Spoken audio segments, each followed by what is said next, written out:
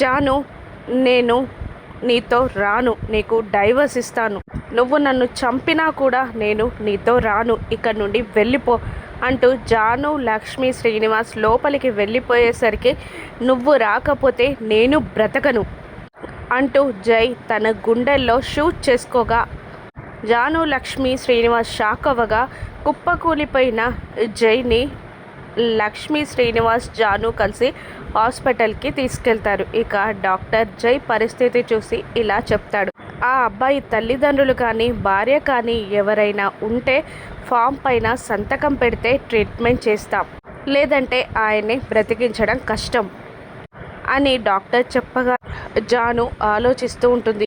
డైలమాలోకి వెళ్ళిపోతుంది. కానీ లక్ష్మీ శ్రీనివాసులు చాలా మంచివాళ్ళు కాబట్టి శ్రీనివాస్ జానుతో ఇలా అంటుంటాడు, అమ్మ నువ్వు అతన్ని భర్తగా యాక్సెప్ట్ చేసినా చేయకపోయినా కూడా అతని ప్రాణాలు నువ్వు కాపాడాలి అంటే ఇప్పుడు భార్యగా ఆ ఫామ్ పైన నువ్వు సంతకం పెట్టాలి, అతన్ని బ్రతికించాలి, అది మానవత్వం అమ్మ అని చెప్పేసరికి జాను ఏమీ చెయ్యలేక ఆలోచిస్తూ ఉంటుంది. జై ఒకవైపు తన కోసం తన గుండెల్లో షూట్ చేసుకొని అలా బెడ్పై పడిపోవడం చూసిన జాను ఎలాగైనా జైని కాపాడుకోవాలి అని ఇక ఫామ్ పైన సంతకం పెడుతుంది.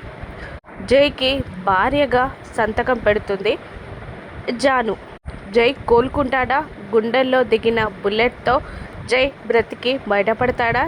జై జానులు ఒక్కటవుతారా? రాను ఎపిసోడ్స్లో చూద్దాం. Thank you for watching.